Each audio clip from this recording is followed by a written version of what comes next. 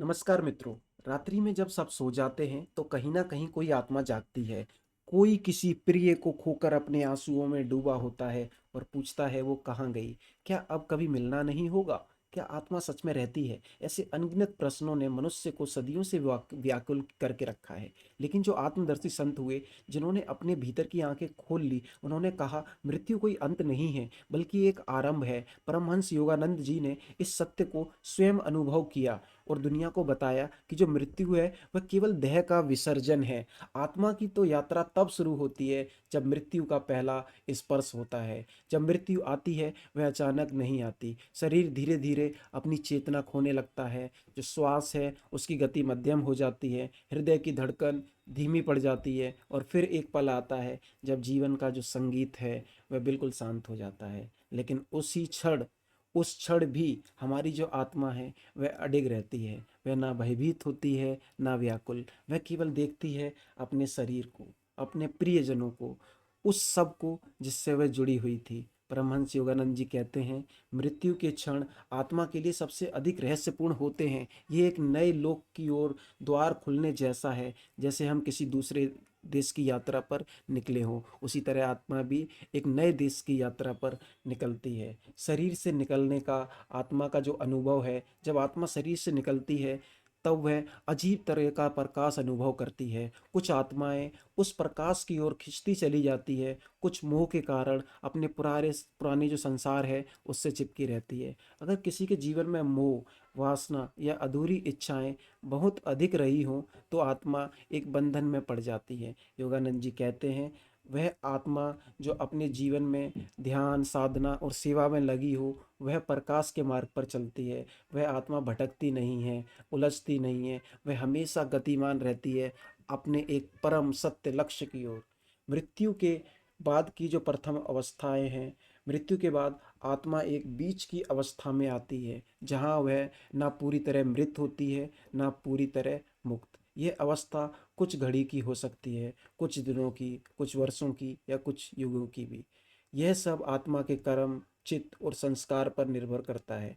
इस अवस्था में आत्मा को अपने समस्त जीवन जो चलचित्र है वो बिल्कुल भली भांति दिखाई देते हैं। हर कार्य, हर विचार, हर भावना, सब कुछ सामने आता है। यह वही क्षण होता है जब आप आत्मा अपनी ही यात्रा को देखती है और समझती है कि क्या खोया क्या पाया।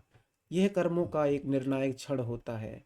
इस आत्मिक विश्लेषण के बाद आत्मा के जो अगले पड़ाव का निर्णय होता है, वह कौन से लोक में जाएगी, कौन सी योनि में जन्म लेगी या क्या वह मुक्त हो जाएगी, यह सब उसके कर्मों से तय होता है। योगानंद जी कहते हैं प्रत्येक आत्मा का भविष्य उसी के कर्मों की पुस्तक में लिखा होता है जिसको वो पहले लिख कर आई है।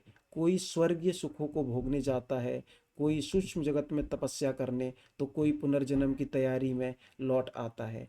क्या आत्मा दोबारा आती है? जी हाँ। जब तक आत्मा पूरी तरह से मुक्त नहीं होती वह जन्म लेती रहती है, न केवल मानव के रूप में बल्कि अपने कर्म अनुसार किसी भी योनि में। लेकिन यह पुनर्जन्म केवल शरीर का होता है, आत्मा तो वहीं रहती है शाश्वत। परमहंस योगानंद जी का विचार था जब आत्मा बार बार के जन्मों और मृत्यु से थक जाती है तब वह ईश्वर की ओर मुड़ती है। जब वह जान लेती है कि यह संसार केवल एक स्वप्न है, एक सपने की तरह है, तब वह चेतना के उच्चतम स्तर पर पहुंचती है। क्या आत्मा हमें देखती है? यह प्रश्न हजारों लोगों के मन में होता है। क्या वह आत्मा जो हमें छोड़ गई अब भी हमारे पास है? उत्तर है जी हाँ।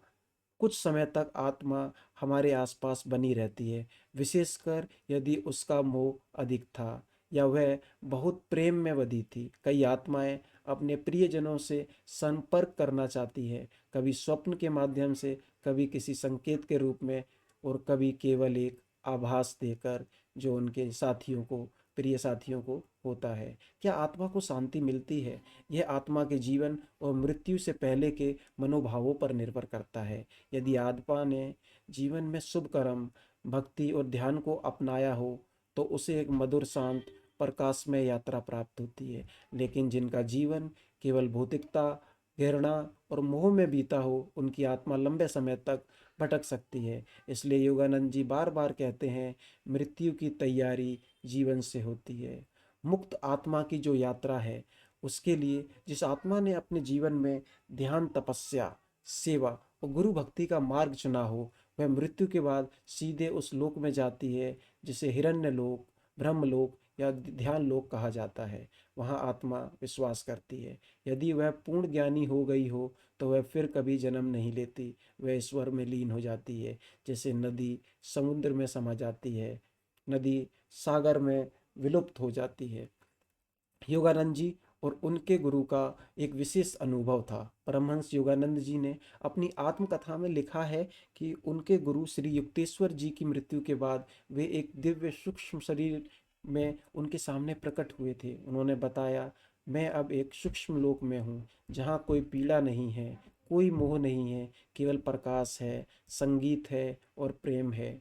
यह अनुभव केवल एक सिद्ध योगी ही कर सकता है, पर यह सत्य है कि मृत्यु के पार भी जीवन है, चेतना है और भी बहुत कुछ रहस्यमयी। हमें क्या करना चाहिए? अगर हम चाहते हैं कि हमारी आत्मा मृत्यु के बाद शांति से यात्रा करे, तो हमें आज ही अपने जीवन को बदलना होगा। भक्ति करें, ध्यान करें, मोह माया से ऊपर उठें, ईश्वर की इच्छा में अपने जीवन को समर्पित करें। मृत्यु की तैयारी जीवन में ही होती है। आत्मा को प्रकाश तभी मिलता है जब मनुष्य स्वयं को भीतर से प्रकाशित कर ले, अच्छे कर्मों से, अच्छे पुण्यों से। आत्मा का अंतिम उद्देश्य है ईश्वर में एक हो जाना, मोक्ष के रास्ते पर चलना, ईश्वर में विलीन हो जाना। मृत्यु केवल एक द्वार है। जन्म मृत्यु के बीच जो कुछ भी हम करते हैं वही तय करता है कि आत्मा कहाँ जाएगी। ईश्वर हमें प्रत्येक जन्म में मौका देता है सीखने का, संभलने का, जागने का। अगर हम इस बार सच में जाग गए तो शायद अगली बार जन्म लेने की आवश्यकता ना हो। आज की जो वीडियो है यहीं समाप्त होती है। आशा करता हूँ कि आत्मा का जो रहस्य है उसके बारे में आपके बहुत सारी भ्रांतियाँ और सवालों के जवाब मिल गए होंगे। अगर आज का वीडियो आपको पसंद आया तो चैनल को सब्सक्राइब करें, वीडियो को लाइक करें। फिर मिलेंगे एक और नई वीडियो के साथ। आप सभी को धन्यवाद, नमस्कार, खुश रहें।